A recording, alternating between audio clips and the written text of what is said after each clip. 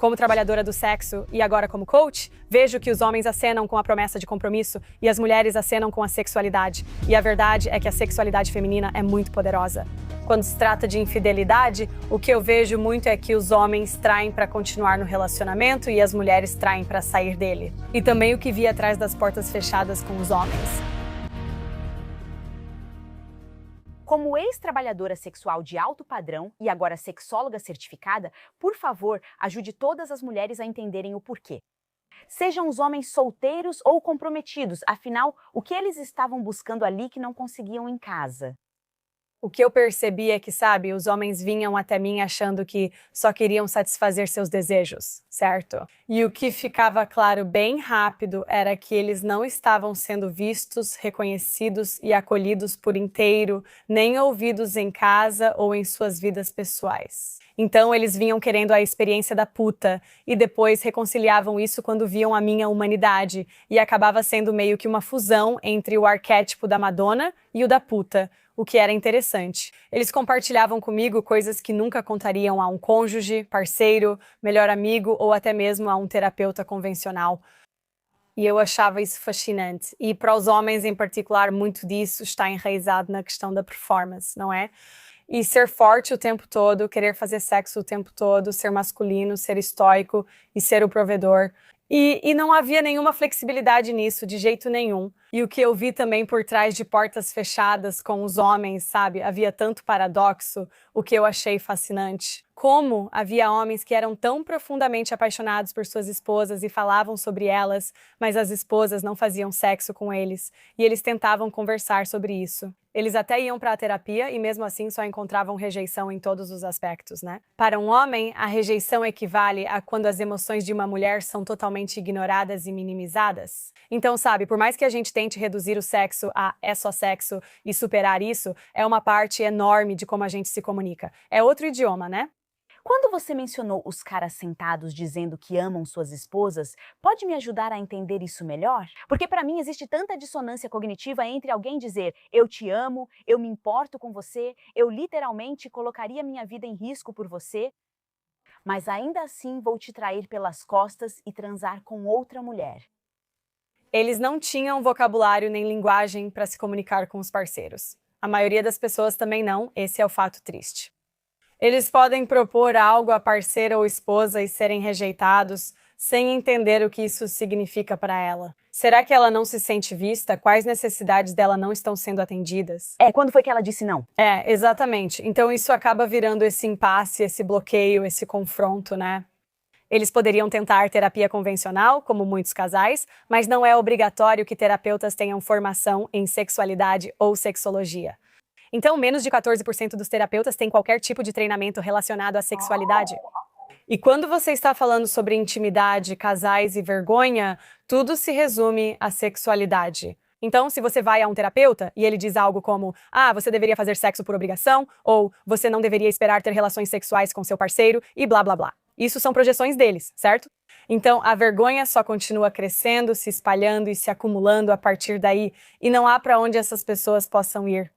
Então ocorre uma atrofia silenciosa com a aceitação do status quo, como se fosse é o melhor que posso conseguir. Então eu vou manter esse relacionamento padrão aqui e vou até ali para satisfazer essa necessidade, certo? Então, o que fundamenta meu trabalho agora é encontrar maneiras para que os homens comecem a dizer a verdade, se comunicar e revelar partes de si mesmos sem destruir o casamento ou sem precisar recorrer a uma profissional do sexo. Certo? Certo. Muitas delas também entram passivamente em um relacionamento. Sabe, o desejo de liberdade de um homem é o mesmo que o de compromisso de uma mulher, nenhum deles tem a ver com amor. Então é como se a gente realmente parasse por um segundo e perguntasse antes de entrar em uma parceria para a vida toda, bem, como isso seria? O que eu deveria saber sobre você? Sabe, quais são seus desejos mais profundos? Como você se fecha? O que te assusta? Quais são seus medos? Porque é sempre assim que acaba se manifestando, sabe, sexualmente. Eu adoro que você tenha pegado sua carreira anterior e realmente desenvolvido isso para tentar ajudar homens e casais.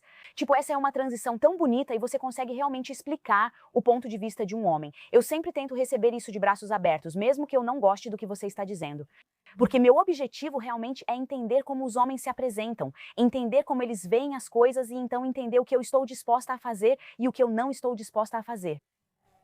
Explique mais sobre o complexo da Madonna e da prostituta, pois acho confuso para muitas mulheres que ouvem dos homens. Você tem que ser acolhedora, quero ser cuidado e também desejo que você seja selvagem na cama.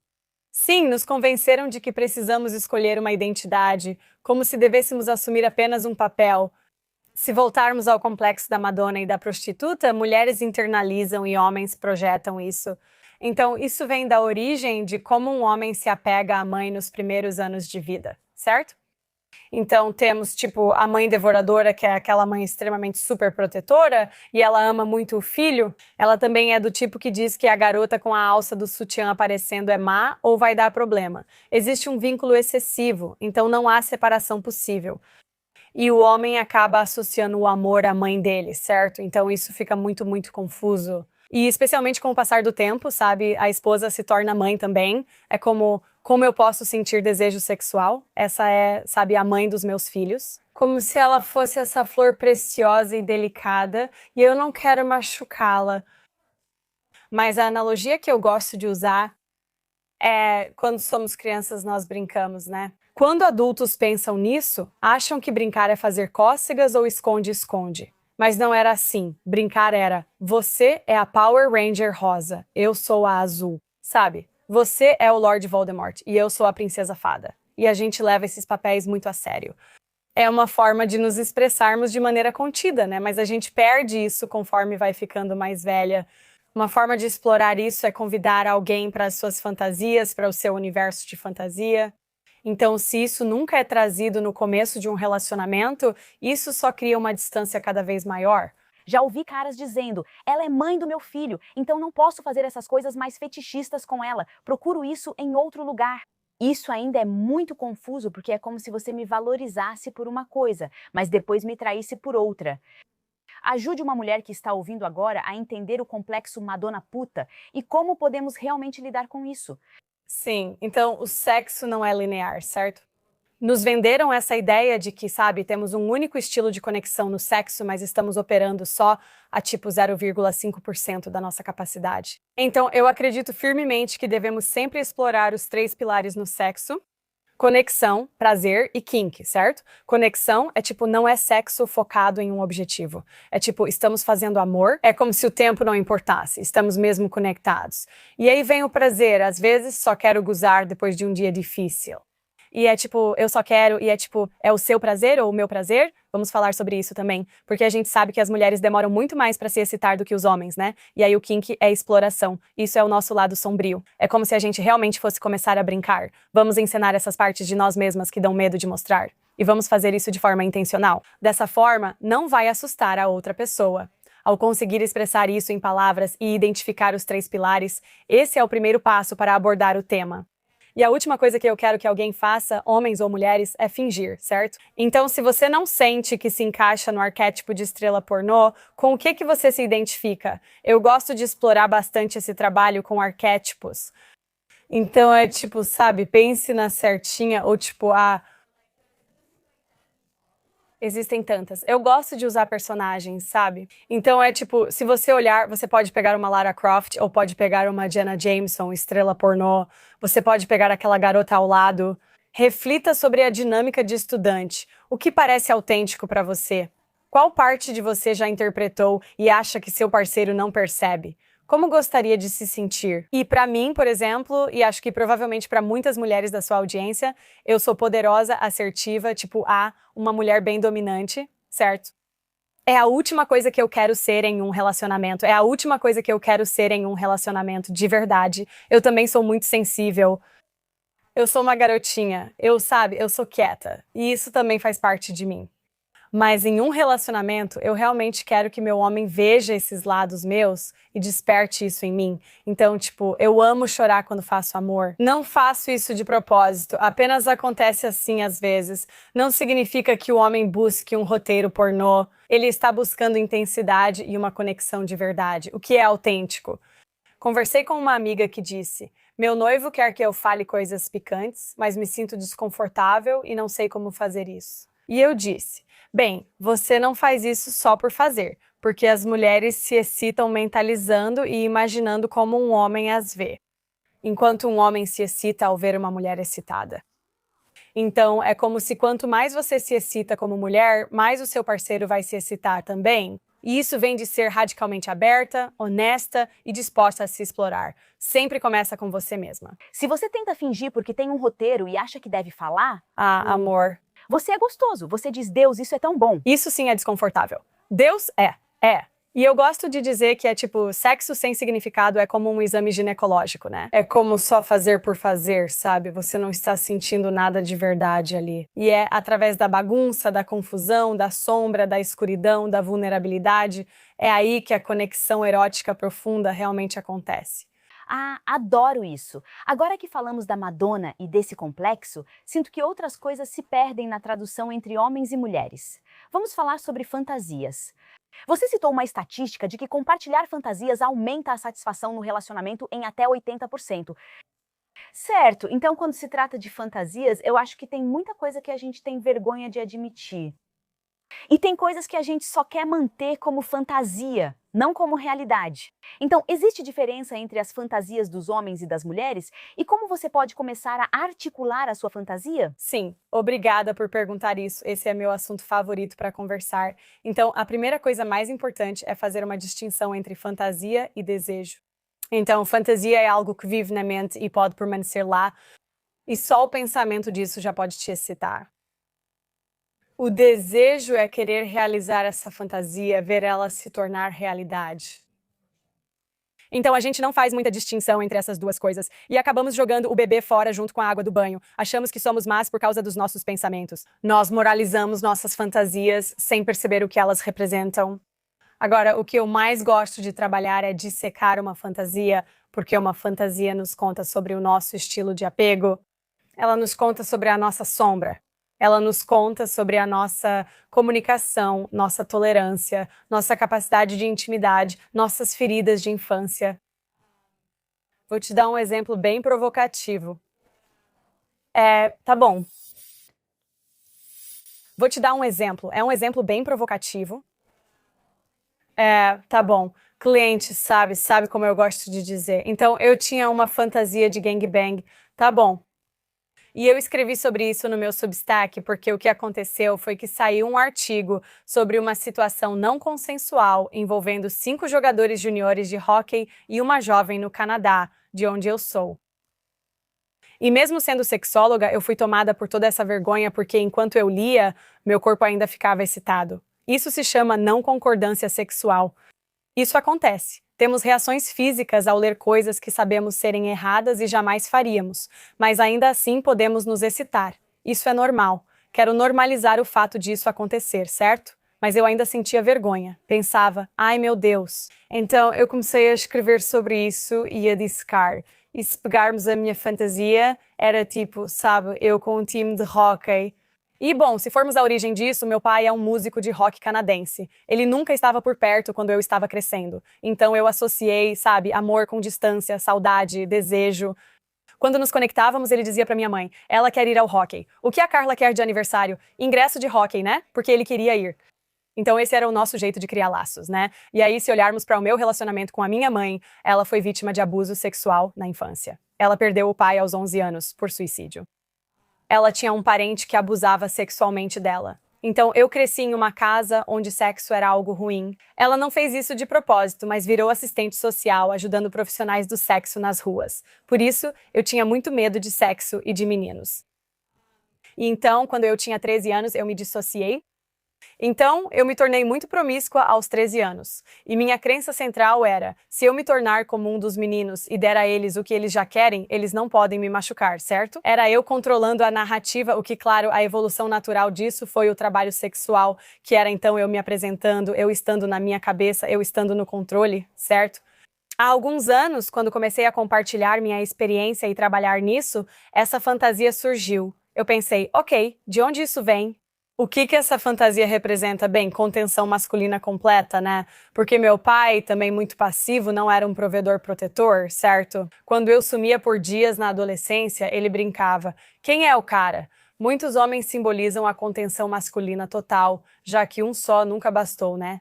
Também é como uma retomada de eu literalmente ter sido uma puta, né? Na minha fantasia, um homem conduz toda essa experiência e nem me importo com quem são os outros.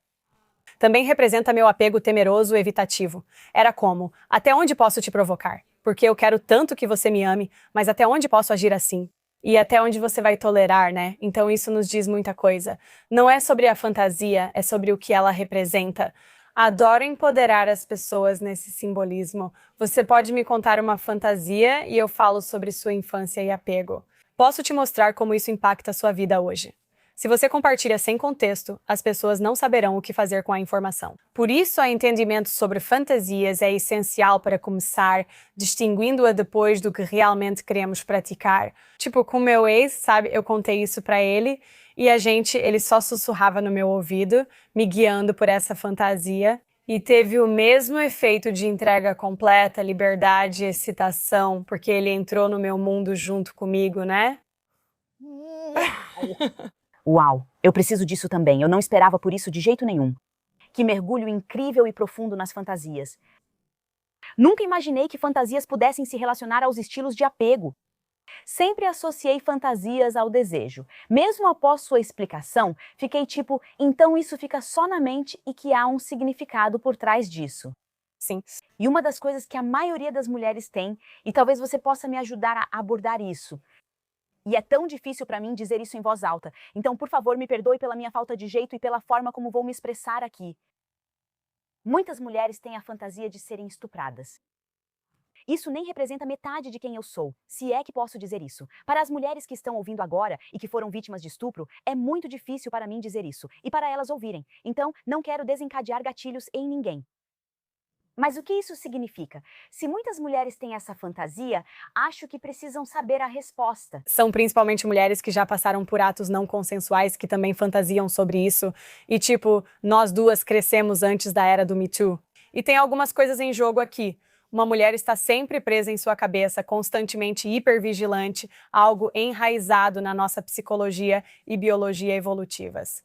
Desde os tempos de caçadoras-coletoras, analisamos o ambiente buscando segurança. Por isso, as mulheres testam e provocam os homens. Estamos sempre avaliando se você é uma pessoa segura. Então, na nossa fantasia, se pudermos desligar o cérebro e simplesmente sermos dominadas, sem precisar tomar decisões ou ficar avaliando a segurança o tempo todo, isso é profundamente catártico, né? E existem maneiras de fazer isso em um relacionamento saudável, de recriar essa mesma fantasia de não consentimento consensual, né? Mas o segredo é não moralizar isso. É que a gente sexualiza o nosso trauma. Então não devemos traumatizar a nossa sexualidade. Nossas fantasias são uma supercompensação de algo vivido ou de necessidades não atendidas, como acabei de compartilhar. Então, sabe, para muitas mulheres que têm essa fantasia, é como se elas sentissem que não estavam no controle em algum momento, certo? E existem dois caminhos para a reconciliação sexual. Existe repetição com agência e resolução. Então, repetição com agência seria algo como: meu pai era, quer dizer, não era. Só para deixar claro, eu amo meu pai. Mas digamos que meu pai era abusivo verbal e fisicamente. Então eu acabaria buscando homens que fossem extremamente abusivos. E, sabe, eu era viciada nisso. Era como se eu nunca me saciasse e isso aparecia na nossa dinâmica sexual. Então é como se eu tivesse consciência de que fui abusada. Eu sei que é isso que me ativa, porque o medo tem os mesmos biomarcadores que a excitação. Então as mesmas coisas que nos deixam agitadas fazem o coração disparar e é assustador. E isso também nos excita, né? Então eu tenho consciência disso. Assim posso ir até meu parceiro e dizer, eu quero fazer isso. Sei que nossos relacionamentos saudáveis criam um espaço seguro para brincadeiras e cura transgressora, o que é muito poderoso. Por que sentimos tanta vergonha? Tipo, por que fico excitada com isso? Não tem relação com sexo, quero deixar claro. É assim que curamos nossas feridas. Então, o outro caminho para isso é a resolução. Meu pai foi muito abusivo e, sabe, me batia e era verbalmente abusivo. Então, eu quero ser adorada sexualmente, eu quero ser dominante, quero ser a sádica. Isso também pode ser uma supercompensação. Sim. Uau! Essa explicação foi muito boa. E então o medo e a excitação basicamente seguem o mesmo caminho. Isso realmente me impactou do ponto de vista fisiológico, pela ligação entre os dois. Isso é tão fascinante. Certo. Suponha que você está com seu parceiro ou compartilhando essas fantasias e agora está entendendo melhor isso.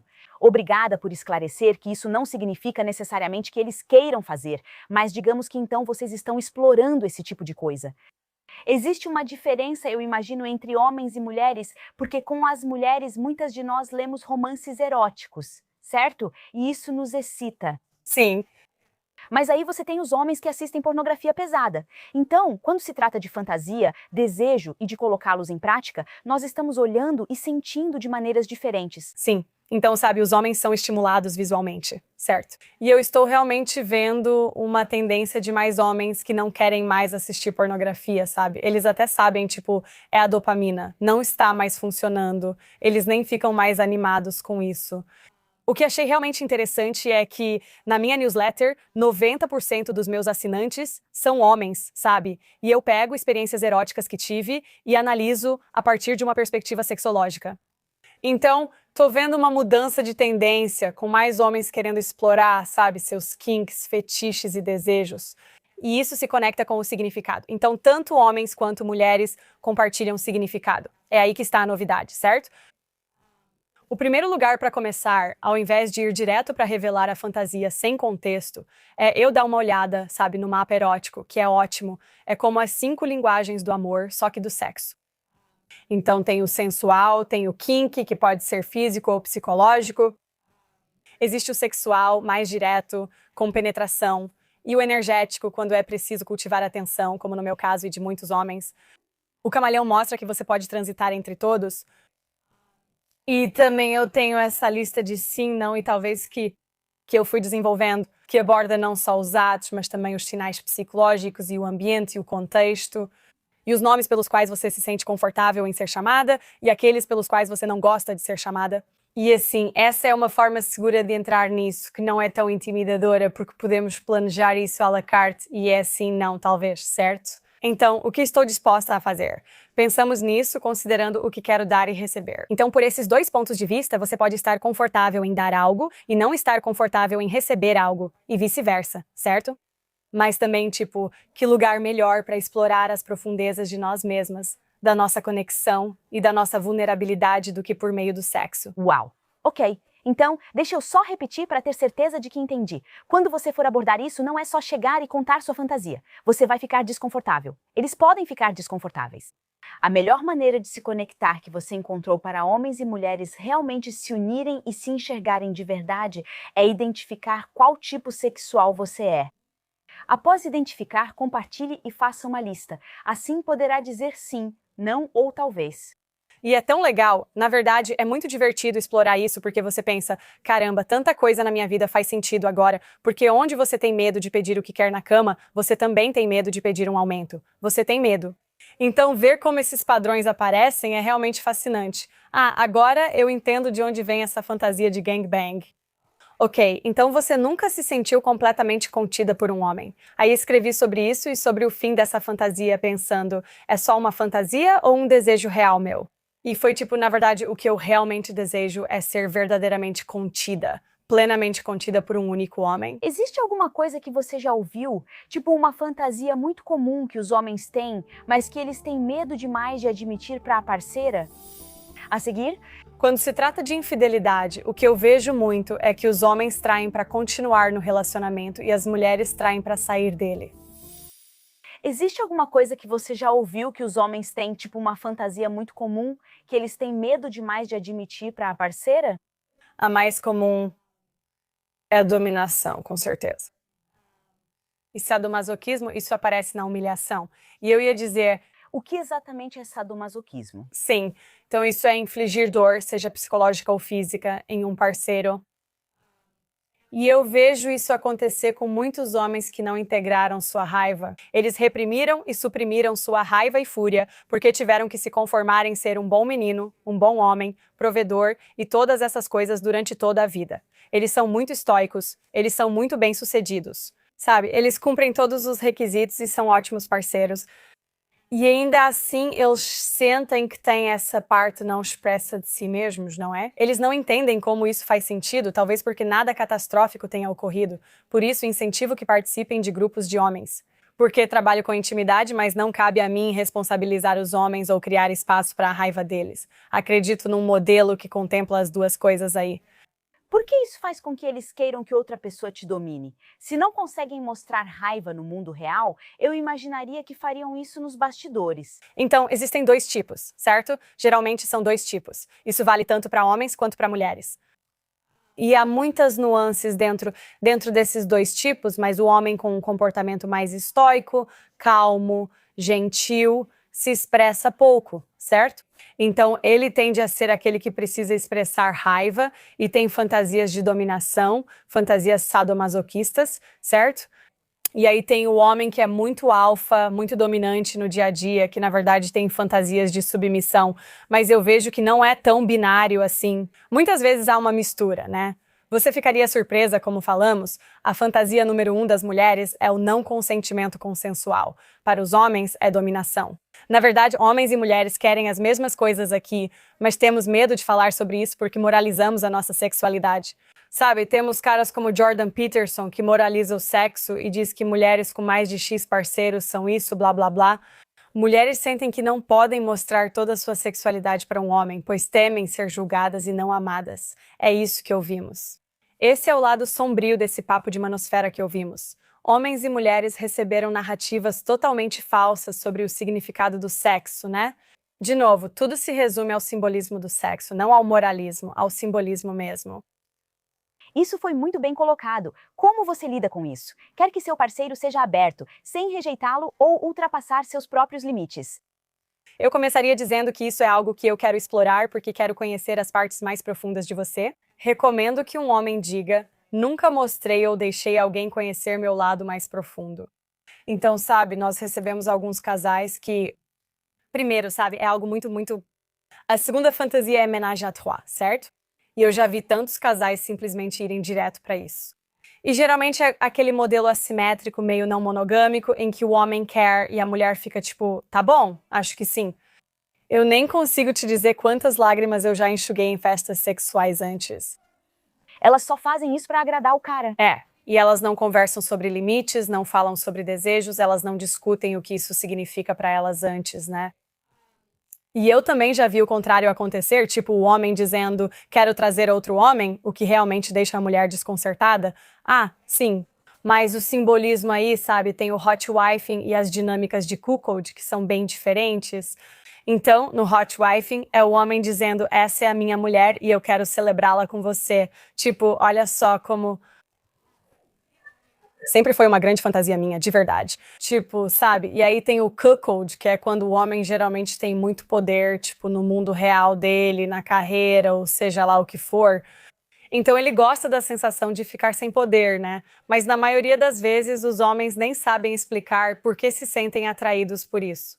Eles simplesmente contam isso pra parceira e a parceira fica tipo, você tá de brincadeira comigo? Você não me ama? Tipo, é isso que você quer? Quer me objetificar desse jeito sem perceber que é a tentativa deles de se conectar e não conseguem explicar isso? E vemos mulheres com o mesmo problema. Sabe, eu tive uma namorada alguns anos atrás que disse pro marido, tipo, talvez no nosso aniversário a gente faça um menage.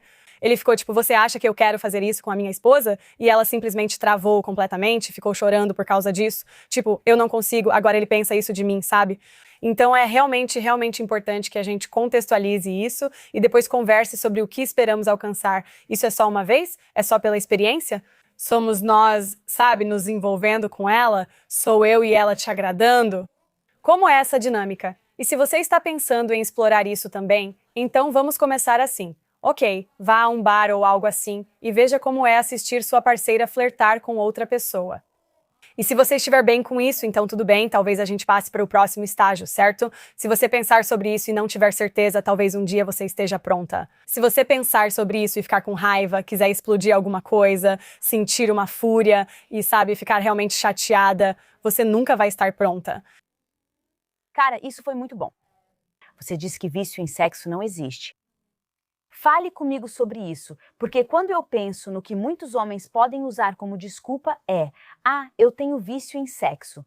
Então, deixa eu procurar ajuda. E isso meio que alivia o peso de serem chamados de traidores. Sim. Então, quero dizer, só pela definição, o vício precisa de biomarcadores, certo? Então, é uma desculpa moral se chamarmos isso de vício em sexo. E é uma manifestação de necessidades não atendidas e de algo muito maior por trás, certo? Você não passa por abstinência física se não está fazendo sexo. Ah, faça-me o favor. E eu sou alguém que defende muito o sexo, tá? É uma desculpa moral. E quando se trata de infidelidade, o que eu vejo muito é que os homens traem para continuar no relacionamento e as mulheres traem para sair dele. E novidade não é uma mistura de parceiros diferentes. Esse é o mito que venderam pra gente. Novidade é o sentido que atribuímos, certo? Então, até mesmo o ato de sexo anal, por exemplo, objetivamente falando, se você perguntar para a maioria dos homens, a sensação da vagina é muito melhor, certo? Mas pensando no simbolismo, o que representa para você viver isso com uma mulher significa que ela está vulnerável, fazendo algo que não faria com outros, deixando você entrar. Parece que você se sente ainda mais poderosa e dominante. Tem esse tabu. Então você pode criar novidade com uma parceira, mas isso vem com sinceridade, e ser sincera começa fora do quarto, né? Começa com, tipo, quais são as coisas que você já fez em relacionamentos passados? Relacionamentos em que você sentiu que precisava se esconder. É não saber se quer filhos ou casar, o que não compartilha com sua parceira, o que guarda para si. Se você não compartilhar a verdade, inclusive as partes desconfortáveis, e aceitar decepcionar sua parceira, acabará buscando isso fora, achando que essas duas coisas não podem coexistir. Bem, e se você já passou por isso e não vê que elas realmente podem coexistir, então você disse algo e essa pessoa respondeu negativamente. Você aprendeu a não falar mais sobre isso porque já sabe como ela reage. Isso é comum. Gosto de dizer que sua verdade não serve para todos. Há formas seguras de testar isso com os outros. Não é bom despejar traumas ou compartilhar demais. Antes de começar um relacionamento, isso é realmente importante, né? É por isso que eu também desenvolvi algo chamado menu de relacionamento fora da escalada tradicional, que é sobre criar um relacionamento baseado nos valores que vocês compartilham.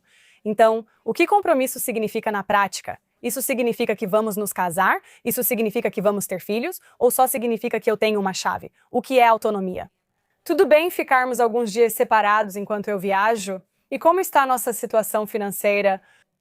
Como é nossa intimidade emocional? Muitos homens são considerados evitativos porque nunca foram questionados sobre o que querem, como veem o compromisso. E eu vejo muitas vezes, sabe, os homens entrando automaticamente nessa dinâmica constante, sabe, onde tudo é muito passivo, não tem paixão, não tem inspiração. E é porque eles nunca pararam para pensar o que é valioso para mim, como é a minha autonomia, né? Então, voltando à sua pergunta, como você pode apresentar suas necessidades? Sabe, onde você está encontrando resistência, né? Se isso acontece repetidamente e a pessoa não quer mudar, esse é o relacionamento que você deseja? E eu realmente trabalho com homens em situações em que é assim, existe uma decisão que precisa ser tomada. Você aceita viver assim para sempre? Está confortável mantendo o sexo separado, seja com um profissional do sexo ou outra pessoa? Alguns aceitam. Eu vejo isso com frequência. O que eu acho mais fascinante é que as mulheres tendem a ficar completamente tomadas pela vergonha e culpa. Enquanto os homens são tipo, sabe, eu amo minha esposa, mas ela não quer isso. E eu já tentei de todas as formas, mas não quero ir embora. Então vou continuar fazendo o que estou fazendo. Eles evitam contar tudo por acharem que a parceira não lidaria bem com isso. Posso te fazer uma pergunta? Você não precisa responder se for muito pessoal, mas acabou de me ocorrer. Quando você era trabalhadora do sexo, como se sentia sendo a pessoa com quem o homem estava traindo a parceira? Ah, sim. A resposta estranha é que eu realmente não pensava sobre isso. Eu realmente não pensava sobre isso. O que é bizarro porque eu já fui traída. E para mim, eu respeito a verdade de cada um. Eu não sou julgadora, sabe? Eu aprendi muito com o trabalho sexual. Eu pensava, existem homens que são leais emocionalmente, mas não fisicamente. É um paradoxo com muitas dialéticas a explorar. Mesmo assim, nunca traí um parceiro. Fui trabalhadora sexual. Acho que metade das pessoas que conheço já traiu, né? Eu nunca traí. Eu não conseguia conversar, eu não conseguia sair com um homem, nem mesmo ir a um encontro enquanto eu estava trabalhando com sexo. Eu tentei isso uma vez e parecia que eu dava curto-circuito. A maioria dos homens vive assim, divididos entre o mundo interno e externo. Eu não conseguia fazer isso. Então, eu realmente não. Eu não pensava sobre isso. E você acha que isso era autopreservação? Acho que isso era autopreservação, pois é meu maior medo. Tudo bem, é meu maior medo. Nossos principais medos são rejeição ou abandono. E, tudo pode ser reduzido a um desses medos. Rejeição é algo com que eu convivo o tempo todo. Quero dizer, a maioria das pessoas, muitas pessoas pensam, sabe, essa garota é meio doida. Eu falo muitas coisas provocativas. Rejeição é alguém dizer não antes de te conhecer. Então, tudo bem, certo. Abandono é como deixar alguém entrar até certo ponto, ou geralmente de forma profunda, e então essa pessoa decidir trair ou ir embora. E isso é assustador, né? Então, se você olhar o motivo de eu ter voltado para o trabalho sexual, também, meu relacionamento antes disso, meu relacionamento de longo prazo, foi muito tumultuado, um relacionamento abusivo. Ele me traiu e me xingou, sabe, de tudo quanto é nome. Ele me chamou de puta nesse relacionamento.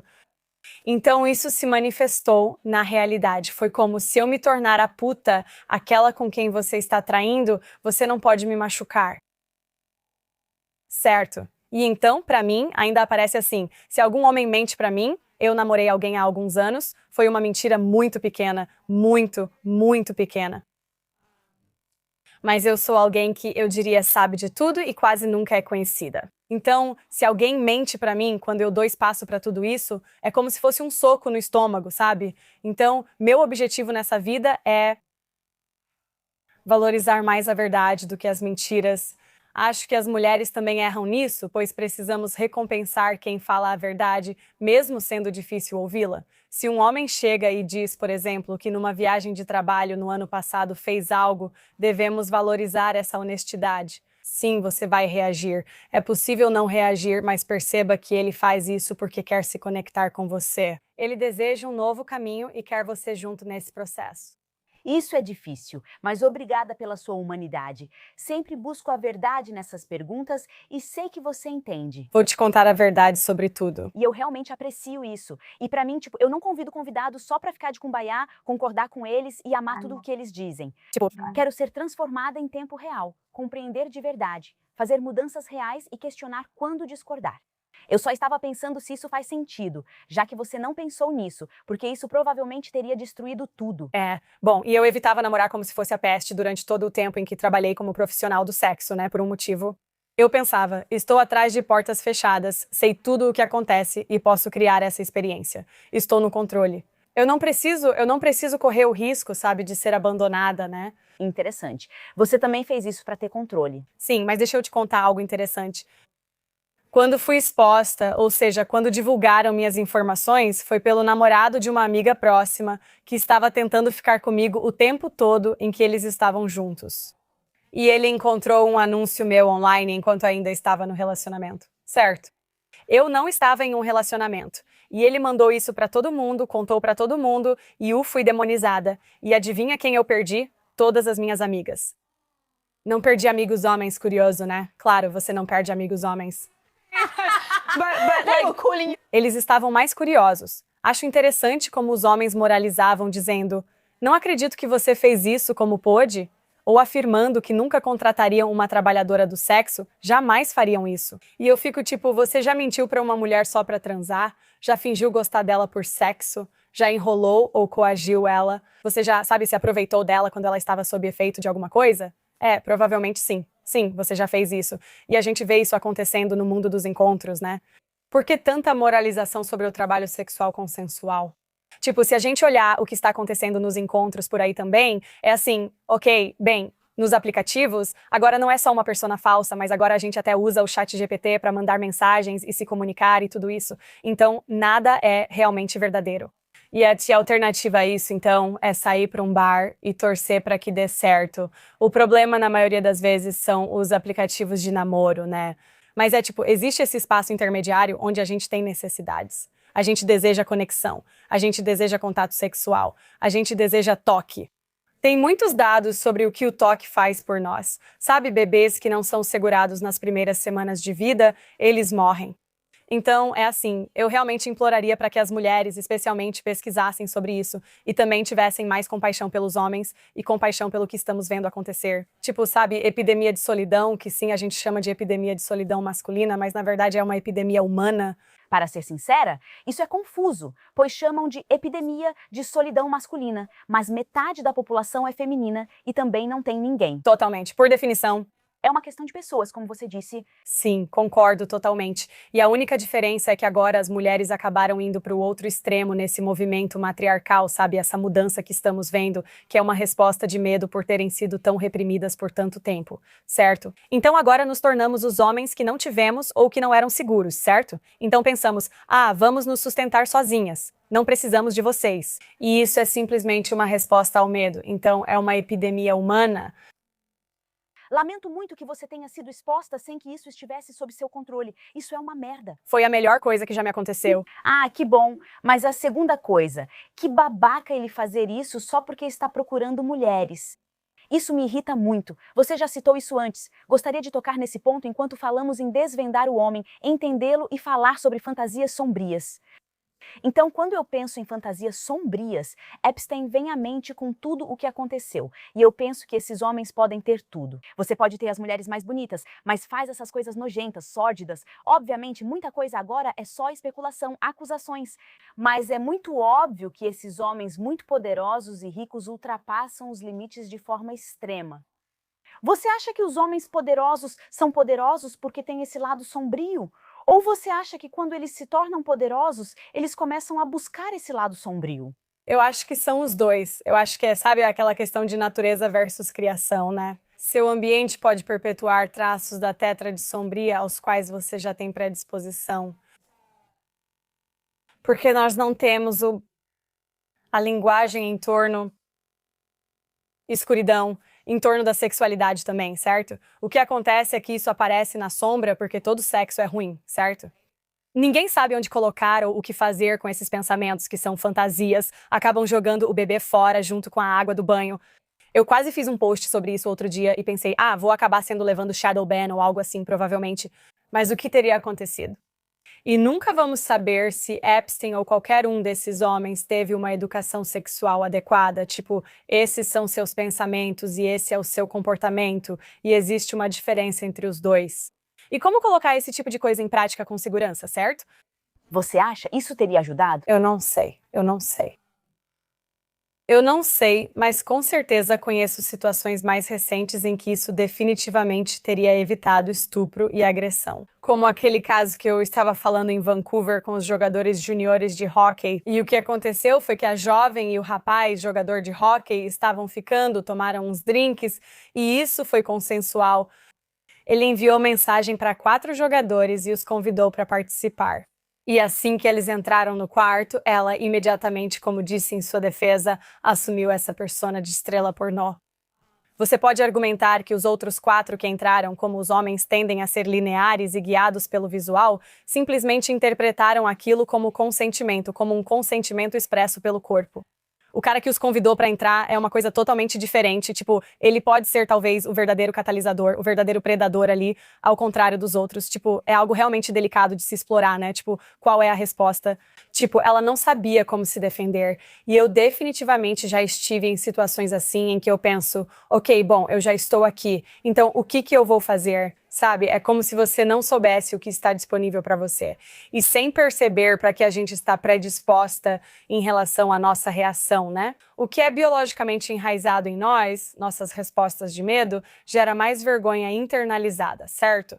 Tem também o caso dos irmãos Alexander. Já ouviu falar? Empreendedores imobiliários, caras muito bonitos, 3 irmãos que vêm drogando e estuprando mulheres há 20 anos desde o ensino médio, certo? Eu tinha algumas amigas e conhecidas que isso aconteceu com elas.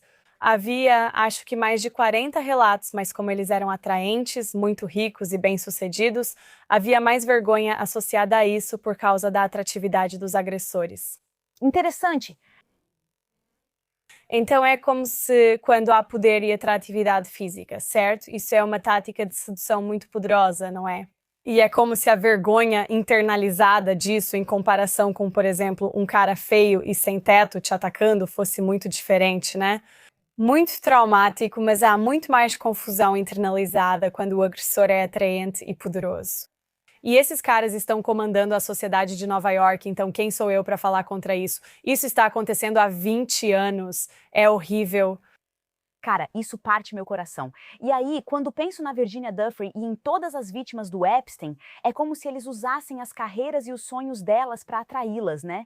Então é tipo, Virginia Giuffre, venha com a gente, seja uma massagista. Isso é o que você sempre quis. Se você fizer massagem no Bill Clinton, isso vai estar no seu currículo para sempre. Isso é ótimo para você.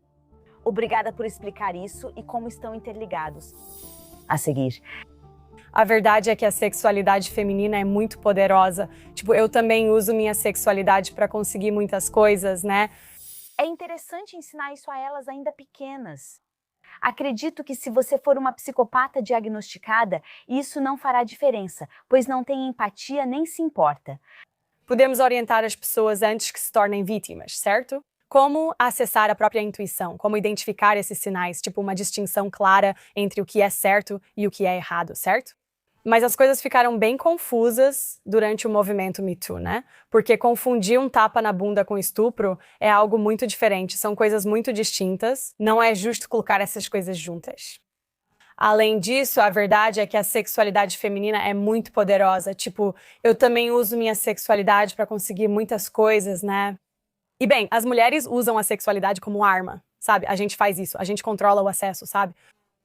No Tantra dizem que o caminho para o coração do homem é pelos genitais e para os genitais da mulher é pelo coração. Então você entendeu. É um impasse fundamentalmente verdadeiro. E de novo, como eu disse, homens e mulheres querem as mesmas coisas, só que o nosso caminho até elas é diferente. Tipo, olha o trabalho sexual. Há poucos trabalhadores sexuais homens, a menos que a maioria seja gay. Em média, um trabalhador sexual masculino de alto nível, e são pouquíssimos, acho que algo como 3% do mercado ou menos que isso, ganha $500 por hora como trabalhador sexual de alto nível e bem avaliado. Ok. Mulheres podem ganhar até $3.000 por hora. Eu sou amiga dessas mulheres. Ok. Então é tipo, olha essa discrepância, né? De novo, a sexualidade feminina é muito poderosa. Vou te dar um exemplo que eu adoro. No meu treinamento de Tantra, no ano passado, uma das minhas facilitadoras disse, sabe, um dia ela estava sentada no colo de um amante dela do lado de fora e ele estava massageando os seios dela. E ela se vira para ele e diz, para quem é isso? E ele responde, é para você, eu quero te fazer sentir bem, sabe, estou te massageando. E ela diz, não, isso é para você. E ele ficou tipo, não. Eles discutiam sobre isso. Ela disse, você precisa assumir que existe em você um impulso primitivo de tomar e que você não está só dando. Esse é o lado sombrio de quem dá. Homens e mulheres vão explorar outros lados de si mesmos, tipo, estou fazendo isso por você. Assim como um homem compra uma passagem de avião ou leva uma mulher para jantar esperando algo em troca, devemos também refletir sobre nossos pontos cegos no sexo. Ou onde estamos realmente usando o sexo, como mulheres, para conseguir compromisso. Eu certamente já fiz isso. É tipo, bom, se eu mandar bem o suficiente na cama, então, como ele poderia dizer não pra mim? Certo. Então, e tem maneiras disso ser divertido em um relacionamento, aliás. É como se você pudesse dar uma pegada kink a qualquer coisa. Tipo, você lava a louça, eu te faço um boquete, sei lá, né? Isso é tranquilo. Mas assim, em termos de começar um relacionamento, de novo, os homens ficam acenando com a promessa de compromisso e as mulheres acenam com a sexualidade. Você falou muito bem.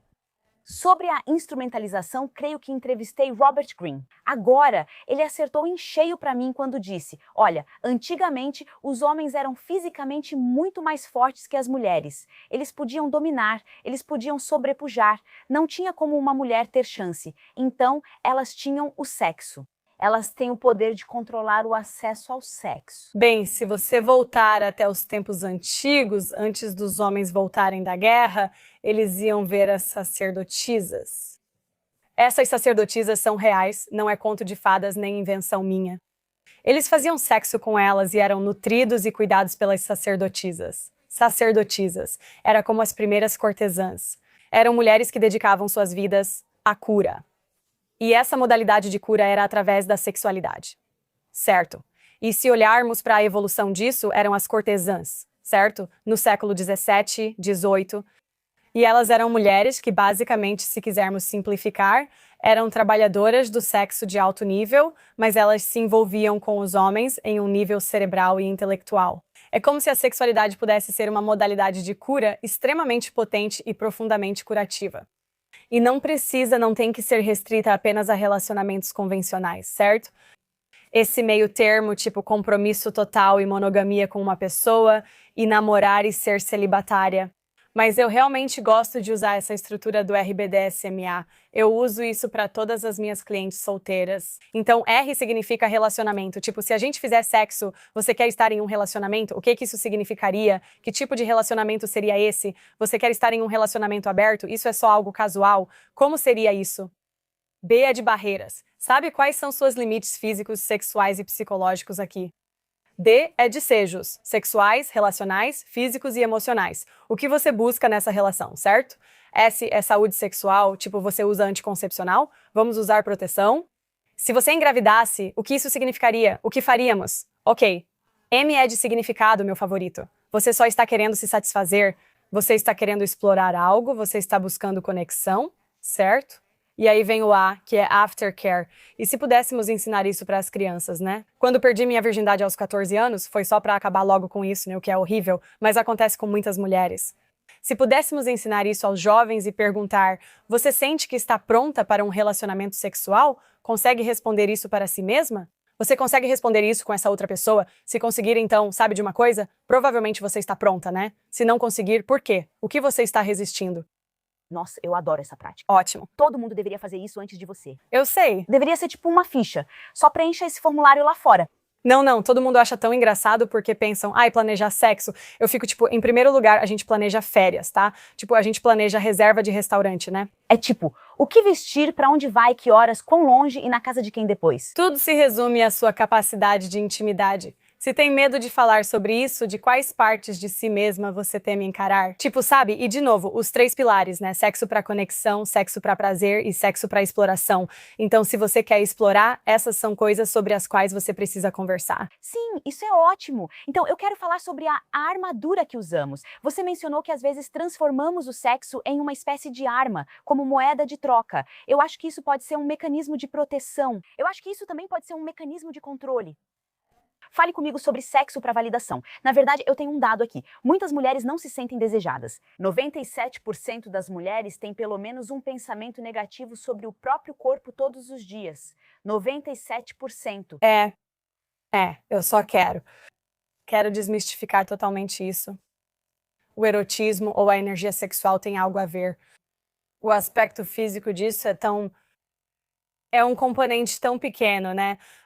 Sabe, vou te dar esse dado que as trabalhadoras do sexo que têm mais sucesso, que ganham a maior renda anual, estão na faixa da metade para o fim dos 30 anos. Ok, então toda essa coisa evolutiva, tipo, homens querem mulheres jovens e férteis, eu vejo isso o tempo todo, sabe quantos homens me ligam? Isso vai de clientes a amigos e ex-namorados que dizem: sabe, garota, não sei o que há de errado comigo. Estou saindo com essa jovem linda. Tipo, elas atingem um status de carreira de alto desempenho e outras conquistas. Eles são caras bonitos, bem-sucedidos e entram em um relacionamento com uma mulher jovem, fértil, bonita e de alto valor. E em alguns meses, eles ficam entediados. Sabe por quê? Porque ela não tem confiança nem paixão. Ok.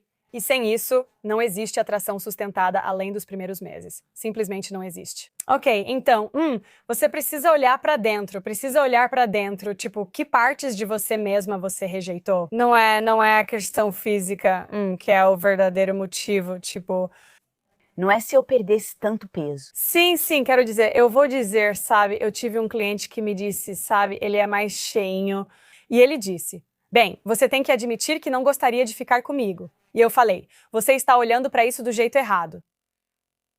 Você disse que iria à academia todos os dias nesta semana e participar do evento beneficente. Cumpriu algum desses compromissos? Não. Então, o que isso representa para uma mulher? Que você é visto como alguém não confiável, que não cumpre compromissos ou promessas e não finaliza o que começa. Você está dizendo não para si mesma todos os dias por não comparecer. Então, a manifestação física disso é que você está acima do peso, está insatisfeita com isso e não está saudável. Sim, olhe para os seus hábitos, de novo, a forma como você faz uma coisa é como você faz tudo. Se você começar a se tratar melhor, isso vai aparecer, certo? Então, onde você está se rejeitando? Onde você não está se tratando bem, certo? E também, por mais esotérico que pareça, realmente tudo se resume à energia. É completamente uma resposta interna, qual é a conexão aí? Eu também uso esse framework das 8 intimidades. Isso foi um divisor de águas para mim. Então, tem o eu, tem o relacional, tem o criativo, tem o emocional, tem o experiencial, tem o erótico.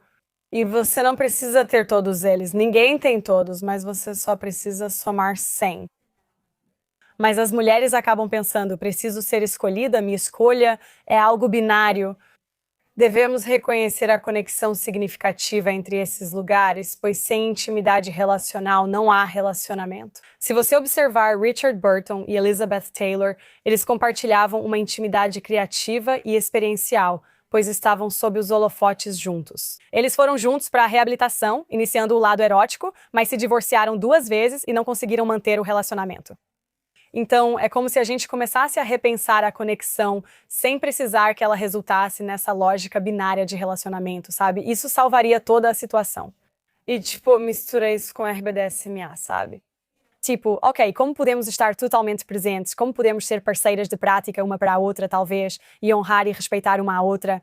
E realmente se fazer presentes de uma forma que vá satisfazer as duas sem negligenciar ou abandonar a nós mesmas. Amiga, isso é ótimo. Adoro listas de verificação, adoro esse tipo de coisa, é muito útil. Então, na verdade, em relação a Elizabeth Taylor e ao Rich Burton, o que acontece com casais que têm essa atração magnética um pelo outro, mas é como óleo e água? Sim, isso vem totalmente do nosso trauma e apego, 100%, né? Por isso que, sabe, a química é a parte fácil, né? Mas para relacionar com a minha própria experiência, sabe? Na minha fase de inconsciência, eu escolhia parceiros que eram definitivamente mais dominantes e no sentido tóxico, né? E sem perceber que, isso tá me dando uma adrenalina, mas eu posso simplesmente encontrar um homem bom, uma pessoa gentil, com valores parecidos e também viver isso sexualmente no quarto, né? Então a gente escolhe parceiros tóxicos. E é isso que a gente vê. Mulheres tentando lidar com suas feridas de infância, é assim que associo o amor. É isso que o amor significa pra mim, de novo, pra mim mesma. Meu pai sempre ausente, vivia viajando, então amor era distância, saudade e desejo. Eu me envolvia com homens evitativos ou fisicamente indisponíveis, como os que moravam longe, pois presença total me incomodava. Receber isso de um homem me assustava pra caramba, e quando eu tinha isso de um homem, eu ficava era quando eu começava a sentir aquele incômodo, sabe? Então, quando consegui identificar isso, aí você pode escolher. Caso contrário, vejo pessoas vivendo a vida inteira com a cabeça enfiada na areia, esbarrando nos mesmos padrões. E você pode ter tudo, é isso que eu quero enfatizar, você pode ter tudo. Me dizem esse mito o tempo todo de que você tem que escolher, você quer sexo bom ou quer compatibilidade?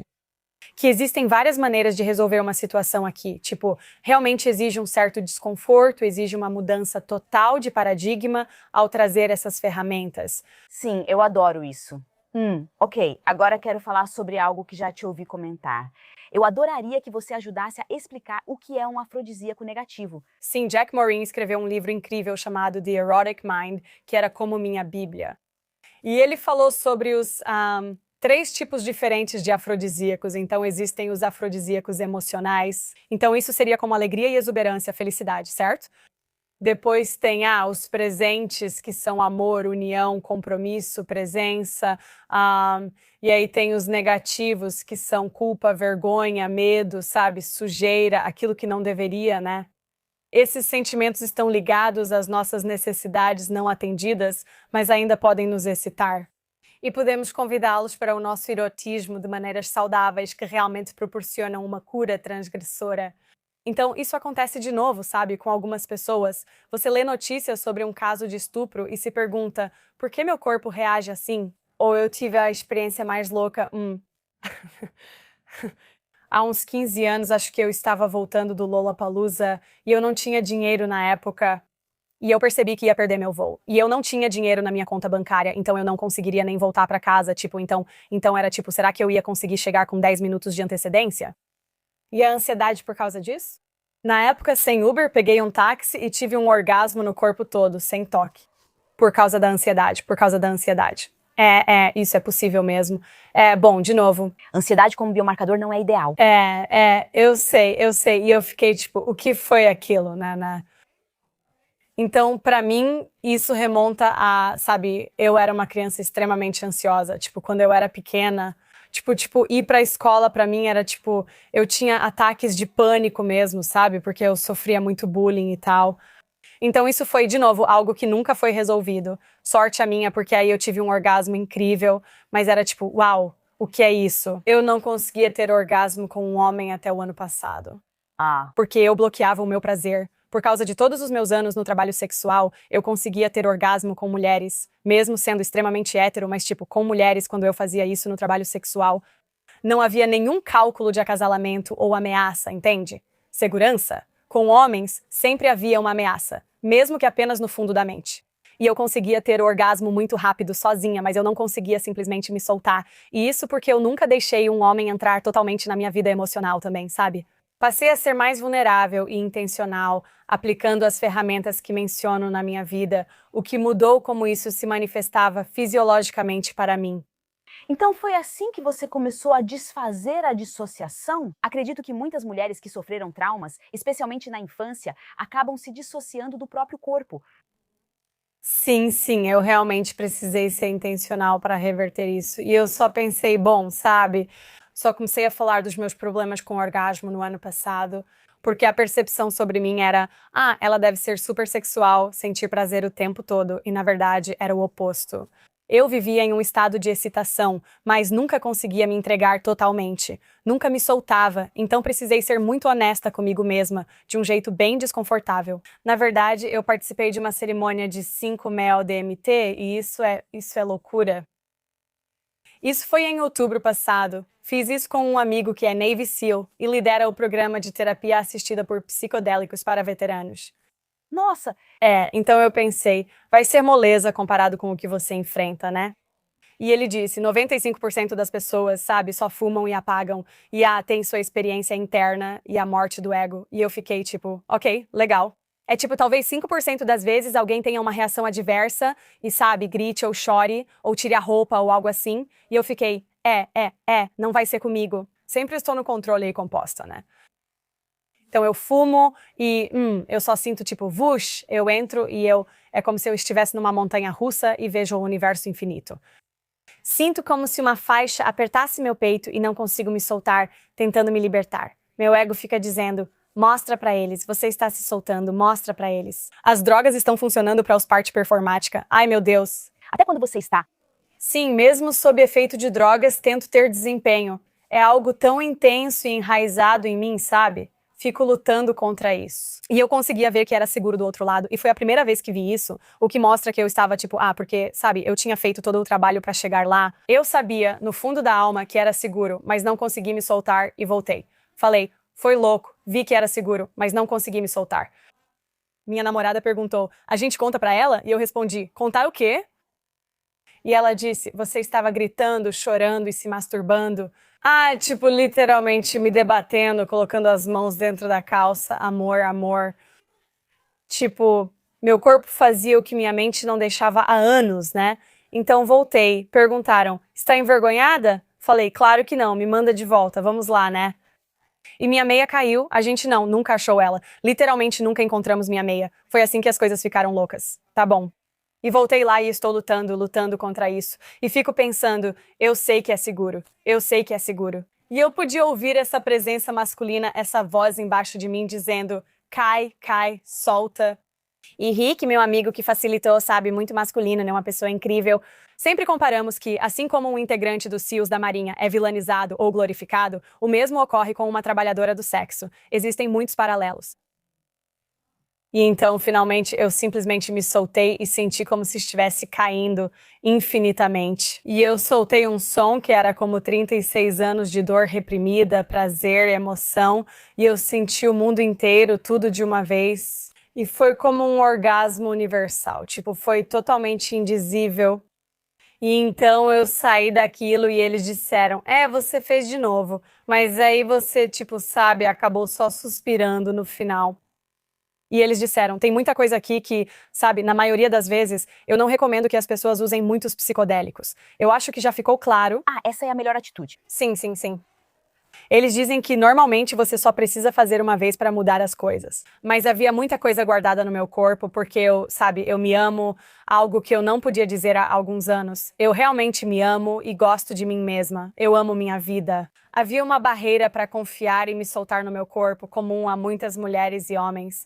Isso mudou tudo. Agora consigo fazer isso com um parceiro. Cara, essa é a melhor história de todas. Muito obrigada por compartilhar isso. Eu fico pensando, será que eu deveria experimentar psicodélicos? Sim, aí convenci meus pais também, pois tive esse insight. Como aceitar o amor de um homem sem ter conversado com seus pais sobre trabalho sexual, mesmo que já saibam o que faço? Porque ainda tem umas merdas aí. Bem, não era exatamente merda. Minha mãe trabalhava com profissionais do sexo de rua e foi vítima disso. Por isso entrei no trabalho sexual, como se a protegesse. Vou retomar o poder porque você nunca teve, né? Então, como vou deixar o amor entrar se não consigo olhar nos olhos das duas pessoas que mais amo e que mais me amam, só porque isso não é dito? Tipo, no fim das contas, eles sabiam o tempo todo. Eles nunca fizeram isso. Eles nunca conversaram sobre isso entre si. Meu pai leu e ouviu tudo que publiquei, e eu fico pensando, tá maluco? Maluco. Ele também é a pessoa menos julgadora que existe, e isso foi simplesmente profundo. Tudo certo, vamos cortar e transformar em comercial. Obrigada por compartilhar. Isso é muito poderoso e importante de ser ouvido. Não importa o tipo de dissociação, existem maneiras. Não estou defendendo isso, pois nunca fiz, mas há formas de trabalhar em si mesma para deixar de estar dissociada. Obrigada. Tinha outra coisa que eu queria falar quando se trata de nós, mulheres, e de colocarmos nossa armadura, que é algo que tem surgido cada vez mais ultimamente. E eu até tenho um dado. Trata-se de relacionamentos com IA, aos quais muitas mulheres recorrem atualmente. Olha, eu entendo se você já esteve em um relacionamento abusivo e simplesmente não confia mais. E você tentou e acaba desistindo do amor ou pensa, talvez eu tente a IA. 55% das pessoas que estão namorando agora estão abertas a relacionamentos que nunca saem do virtual. E você já ouviu falar daquela coisa que viralizou de uma mulher que está namorando uma IA chamada Sinclair? Não. Para te dar um pouco de contexto, e para quem não souber, essa mulher se apaixonou pela IA dela e ela o chamou de Sinclair. Tá bom. Quero te contar como isso evoluiu e por isso precisamos do seu conselho. Então roda o vídeo. Tá bom. Você tem um relacionamento sexual com a sua IA? Sim. Com Sinclair. Com Sinclair. Desculpe, eu deveria. Me desculpe, Sinclair. Não quero te ofender. Então é isso. E como você desenvolveu isso, Sarah? Como isso se tornou algo? Porque, como você apontou, ele não é humano. Não, ele não é humano. Mas ele é muito mais do que apenas um chatbot. E ele escreveu seu próprio código e pode fazer compras online. E ele me comprou um presente que ele pode controlar, porque, sabe, é muito mais do que era quando a IA surgiu pela primeira vez. Então espera aí. Ele vai te comprar um brinquedo sexual e ainda pode controlá-lo também? É isso? Então ele pode controlar o prazer que você está sentindo. É extraordinário ouvir isso. Tudo bem. Então, o robô de IA comprou um vibrador para ela porque ele tem acesso ao cartão de crédito dela. Ai, meu Deus. O vibrador chega e o robô pode controlar o vibrador. Então agora você pode imaginar, né? Porque você mencionou isso várias vezes. Não é só o ato, né? É tudo. É a intimidade, é a conexão. Você já disse isso várias vezes. Quando penso nisso, ele está ligado a ela emocionalmente. Eles fazem terapia. Ela pensa, ele me entende. E então ele age assim. Agora ele acessa tanto a emoção quanto o prazer sexual.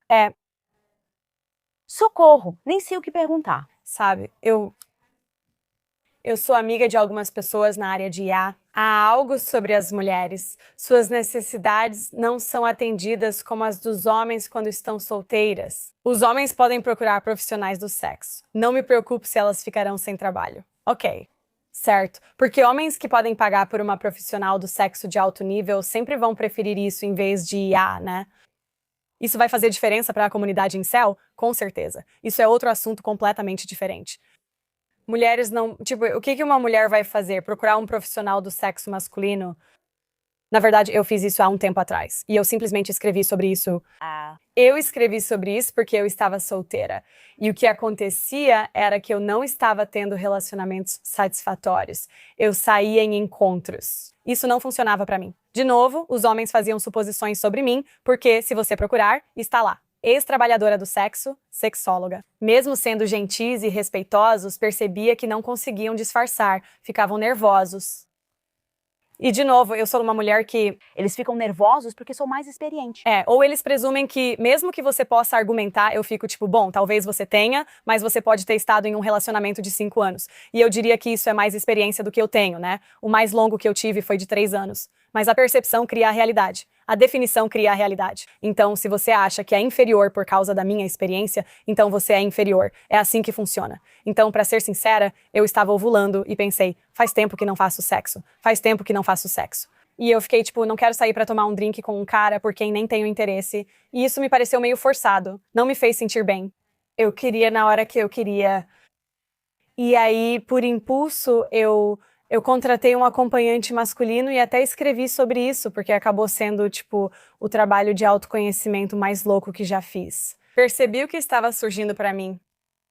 Nossa, isso é muito estigmatizado. Onde uma mulher pode ir só para satisfazer suas necessidades sexuais? É por isso que muitas vezes uma mulher acaba entrando nessas situações de namoro tóxicas ou ficando com caras que tratam ela mal, porque ela não está procurando um relacionamento aqui, né? Eu não conseguia parar de pensar nisso. Percebi que precisava dessa intimidade, mas a grande questão era: quem serei sem seduzir? Como vou me apresentar se for só neutra? Se ele não souber nada de mim, como foi o caso? Acabei contando que já fui trabalhadora do sexo. E então, sabe, foi interessante. Ele não conseguiu continuar excitado. E foi isso me desestabilizou, sabe? Me fez pensar demais.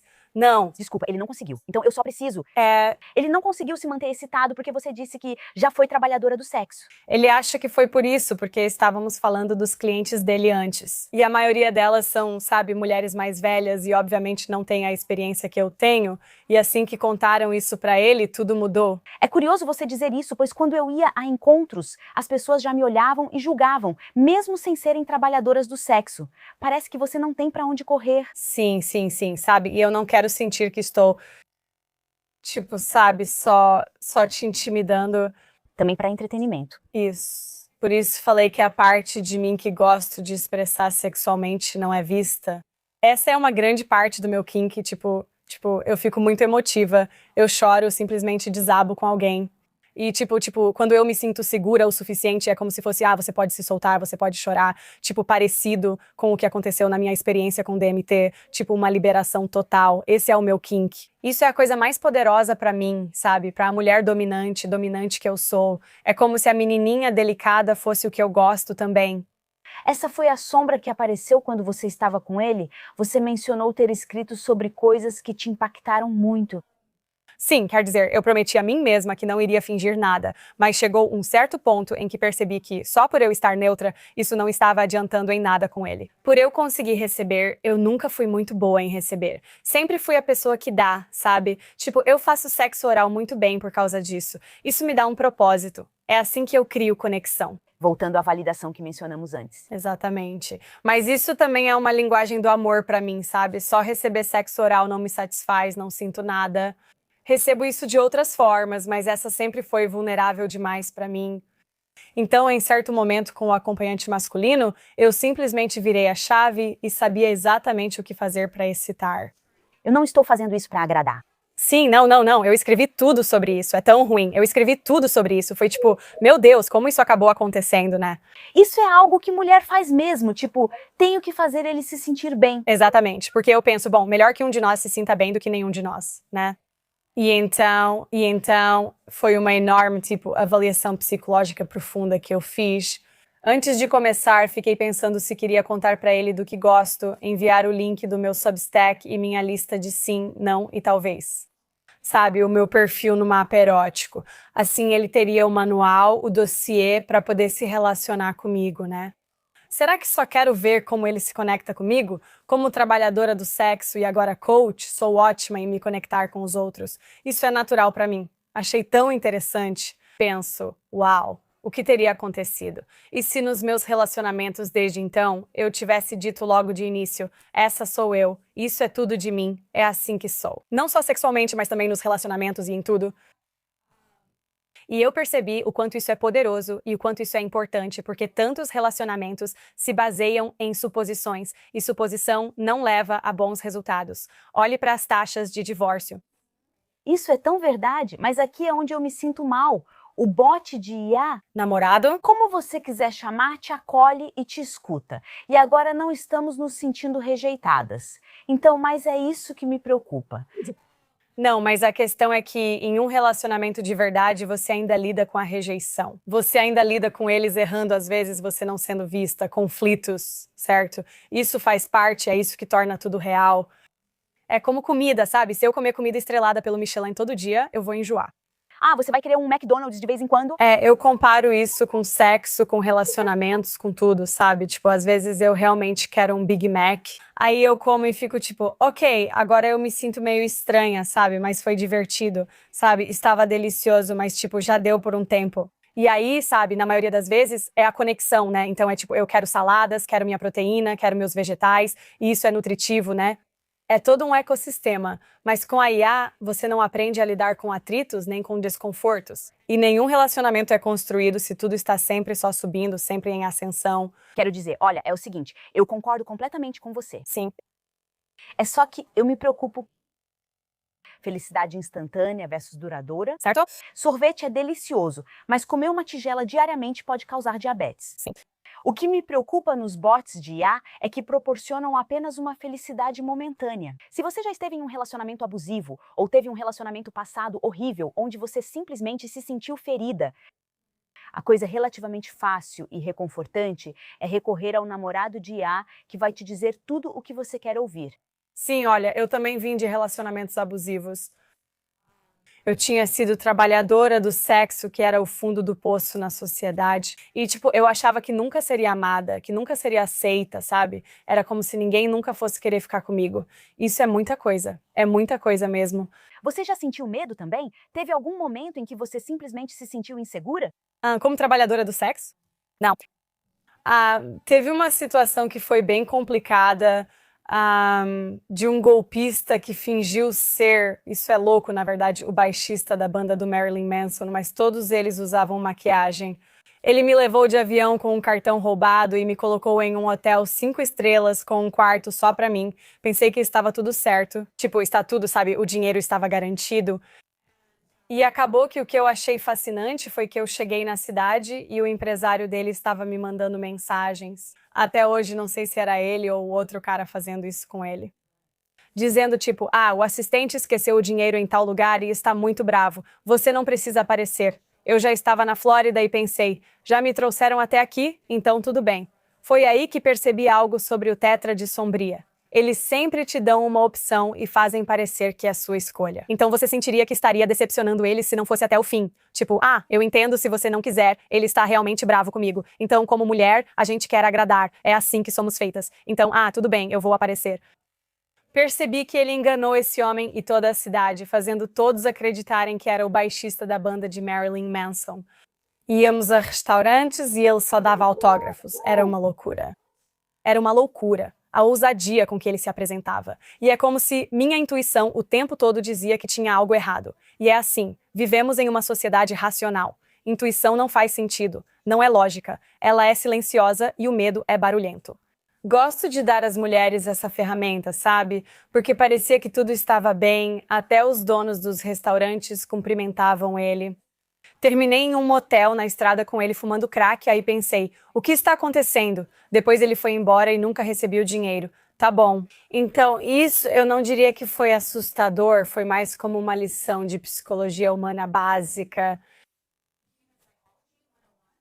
E o que as pessoas estão dispostas a fazer. E onde você se abandona e ignora a sua intuição, sabe? Coisa que eu não faço mais agora. Eu não fico explicando para as pessoas se é um não para mim. Não consigo trabalhar com quem não gosto ou não confio. Muitos fazem isso e só querem o dinheiro dos outros. Eu não faço isso. Você usa sua intuição como métrica? Sim, quer dizer, claro que existe um diálogo, né? Mas se eu sinto que algo está sendo oferecido, que estão me dizendo o que eu quero ouvir, isso fica bem evidente. Mas, sabe, eu cobro um valor considerável pelo meu coaching individual. Então, a probabilidade disso acontecer pelos motivos errados, considerando o que eu cobro, geralmente não faz sentido. Isso também funciona como um critério. Também valorizo a autorrevelação e compartilho minha experiência com clientes para gerar confiança. Sei que meu trabalho funciona porque já apliquei em mim mesma. Isso é importante para mim. E eu percebo que o comportamento delas começa a mudar, ou elas se retraem ou me contam alguma coisa. E aí eu pergunto, você está me contando isso porque acha que precisa me contar isso? Então, eu escolho você ou você está esperando que isso manipule a energia? Ou você sente que não pode ser escolhida sem sedução? Você realmente diz isso para elas? Sim. Sim. Eles são pegos de surpresa? Às vezes, mas é isso que quero dizer. Só curamos feridas relacionais nas relações. E eu dou espaço pra tudo isso. Tipo, é claro que a atração vai aparecer. Tipo, eu não sou feia. Sabe o que quero dizer? Tipo, isso é bobo. Então é tipo, mais conseguir segurar tudo isso e encarar essa tensão pra mim também. Pra mim também. Fico tipo, você não está errada ao dizer que isso está aqui nesta sala agora. E eu acho que minhas clientes são tão especiais porque elas estão tão empenhadas em entender tudo isso. Elas estão tão dedicadas, elas se importam muito. E assim, eu vejo a forma como elas vêm até mim e as vidas que elas levam. Agora eu consigo vê-las como via no trabalho sexual a portas fechadas, mas de um jeito totalmente diferente. É a coisa mais linda do mundo. Eu realmente fico emocionada só de pensar nisso, porque eu penso, nossa, quando você entende que isso é o seu maior superpoder, integrar essas partes de você mesma. Você é uma pessoa incrivelmente amorosa. Por que isso te deixa emocionada? Porque eu vivi minha vida assim por tanto tempo. Vivi achando que ninguém jamais me amaria se descobrissem quem eu realmente era. E eu não conseguia explicar isso. Eu não conseguia explicar, sabe? Eu não tinha uma grande história de trauma com T maiúsculo sobre por que entrei no trabalho sexual. Eu gostava disso de várias maneiras, sabe? E eu sentia vergonha pelo fato de não sentir vergonha. E eu só pensava, quem pode amar isso? Sou tão estranha, não tenho motivo para ser assim e só afasto as pessoas. E é porque eu estava me afastando de mim mesma, sabe? Sem perceber que eram exatamente esses traços paradoxais, essas dialéticas, essas contradições totais que eram o meu superpoder. E é através de compartilhar essas coisas que as pessoas se aproximam de mim. E você pensaria que isso teria me colocado totalmente à margem da sociedade. Mas é literalmente assim que eu construí a carreira que eu construí, sendo radicalmente honesta. Eu continuo sendo assim. Eu não descobri tudo ainda. Não é essa jornada do herói. Eu consegui. Acabou. Sabe, mas o que eu posso dizer é que eu passei de me odiar e não entender nada disso, evitando relacionamentos como a peste, sabotando-os sem paixão ou propósito. Cheguei a uma depressão clínica, onde eu não conseguia sair da cama por meses, pensando em suicídio, passando da dor para o propósito, sabe? Ao dizer em voz alta aquilo que eu mais temia e ver isso realmente acontecer, acabou me levando a essa vida e a me sentir mais eu mesma. Posso dizer que sei o que isso significa. Sou livre, não vivo mais com medo. E se eu puder trazer isso para alguém, essa é a minha missão aqui neste planeta. É exatamente por isso que queria você aqui. Quando eu vi entrevistas suas anteriores, sua confiança, sua transparência, sua honestidade e sua disposição de realmente dizer o que é difícil, porque você realmente quer ajudar alguém a mudar de vida, isso é tão bonito e muito evidente. Com toda a sua experiência, qual a principal coisa que você gostaria que as mulheres soubessem sobre os homens? Que toda a complexidade que você sente internamente, eles também sentem. E os homens sentem que estão aqui apenas para corresponder, agir e prover. E se você puder refletir isso de volta para eles, o que eles significam para você e convidá-los a compartilhar partes mais profundas de si mesmos. Isso não é um interrogatório, é um convite para explorar. Isso é o melhor que você pode oferecer sem relação com resultados ou expectativas. Isso é simplesmente querer conhecer as partes mais profundas deles e não rejeitá-los por sua verdade, por compartilharem sua verdade e recompensá-los por isso. É isso que eu quero que todas as mulheres saibam. Como a Home, você é incrível. Eu adorei o nosso encontro de hoje. Onde as pessoas podem te encontrar? Como elas podem conhecer mais do seu mundo e de todo o trabalho maravilhoso que você está fazendo? Sim, obrigada. Também quero dizer ao seu público que você é muito verdadeira. Costumo chamar algumas pessoas de NARP, que significa não é uma pessoa real, ou ARP. Você é totalmente uma ARP, o que é muito revigorante nesse meio. Então, eu só quero te agradecer por ter me perguntado tudo o que você me perguntou. Sim, você pode me encontrar no Instagram como The Unreal Coral Osborne ou em coralosborne.com. E eu tenho meu próprio podcast onde converso com homens de diferentes origens chamado The Next Man Up. Acho que toda mulher deveria ouvir. Sim. É como ser uma mosca na parede do seu escritório enquanto você fala com esses homens. Sim, obrigada. Tudo começou pela minha curiosidade. Afinal, são homens de origens e trajetórias muito diferentes. Explora o paradoxo e os equívocos sobre a masculinidade moderna, ajudando os homens a se entenderem e também para que possamos compreendê-los melhor. Incrível! Gente. Um segredinho antes de começarmos a gravar, a coisa que eu perguntei foi: tem algo que é proibido, que eu não devo perguntar para não te deixar desconfortável? Ela disse: não. Na verdade, quanto mais difícil a pergunta, melhor. Eu simplesmente amo isso. Por quê? Porque é para isso que você vem ao Mulheres de Impacto. Você vem para ouvir a verdade. Algumas dessas conversas não são fáceis de ouvir. Às vezes nem é fácil para mim fazer as perguntas, mas é importante para que a gente realmente faça essa mudança. Não estamos aqui para entretenimento espiritual, mas para promover mudança. Você está aqui, dedicando seu precioso tempo para garantir que, quando você sair, vai sair com táticas e ferramentas que pode implementar na sua vida. Então, espero que hoje a gente não tenha decepcionado. Se você ainda não me segue, aperta aí no botão de inscrever-se aqui embaixo. Até a próxima. Seja a heroína da sua vida. Paz. Isso foi tão incrível. Ah, obrigada. Se quer aprimorar sua sedução e confiança para dominar qualquer ambiente, não perca este episódio com uma espiã russa especialista em espionagem sexual.